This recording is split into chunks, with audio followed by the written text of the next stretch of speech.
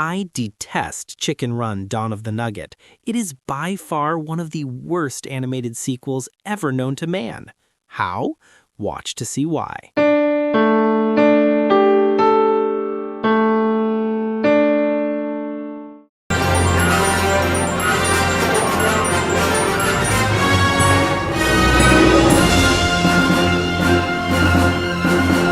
Hello and welcome to another review by TP Trailers.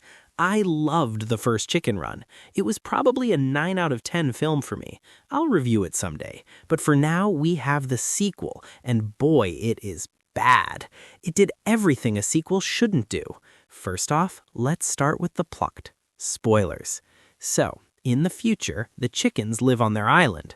Rocky and Ginger have a chick named Molly. And then we get this song that I found really annoying. When Molly is 11 years old, why 11 years old? Must be because of the Harry Potter effect.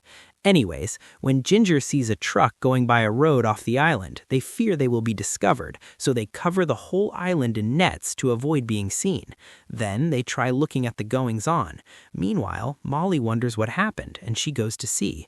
She takes a raft across the lake to go to the other side. There, she meets another chicken named Frizzle, who tells her she's off to try catching a truck that goes to Funland Farms, rumored to be the best place for chickens ever. Molly is enthralled and agrees to go with her.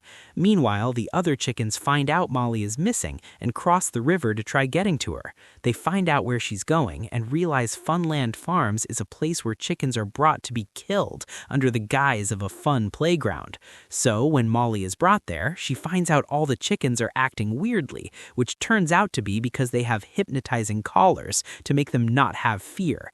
After Frizzle does something the overseers don't like to see, she is also given a collar. Meanwhile, the other chickens spend a time breaking into the indoor farm, passing absurd weapons.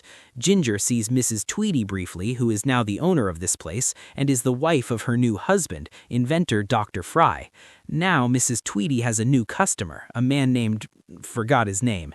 She spends a lot of time with him, making Dr. Fry annoyed. Then, basically, this happens. Ginger rescues Molly, and then there's this short part where Mrs. Tweedy hypnotizes Ginger, but that doesn't go anywhere really. But then Molly says they need to rescue Frizzle and the other chickens, so they do that and stop them all from being killed. Then they all escape the factory in a truck after a popcorn incident, and Mrs. Tweedy tries killing them but ends up in a pond, getting destroyed by robotic ducks, making the whole factory explode. After that, everyone gets back to the island, Frizzle and Molly with this floating cloud somehow. They then say they are going to start liberating other chickens from other farms, and soon they are all doing that. And that's the plot. I did not like it. The positives include that there was high-quality animation, some good humor, Babs was the only one to retain her original voice actress, and Mrs. Tweedy made her return.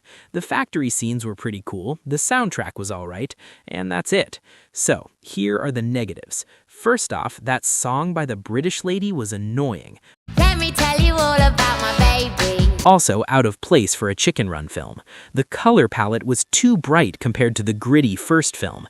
The idea of a chicken farm in a factory with high-tech weapons is a lot more far-fetched and way less grounded than the first film. Molly was annoying. I did not care for her crying about Frizzle and things. Also, Frizzle was annoying. No one has the same voice actors except Babs. Ginger's personality is sort of killed off, as is many of the characters. Mrs. Tweedy is less menacing in this one. Dr. Fry isn't good on the level of Mr. Tweedy. The chickens by the end decide to have a revolution and break into lawfully human-owned farms and corporations, possibly killing many humans. They are no longer fighting for freedom. They have become terrorists. Okay, so in this universe, chickens are intelligent, so they deserve it, you may say. Well, since the chickens can write, maybe they should have written to the humans that they deserve equal rights and no more ownership by humans, instead of committing acts of terror. The message was way more on-your-face pro-vegan than the first film. And most of all, this film made me feel depressed. Don't know why, but it just did. No soul, I guess. So, that's that. I guess the depressing thing was what made this film the worst, but all in all, this is an awful film. I'm going to give it a 2 out of 10. I'll be excited to review Shrek soon once I get to doing it, or the original Chicken Run. anything but this slop. So yeah, if you don't agree with me, argue in the comments. That's my review, and subscribe if you can.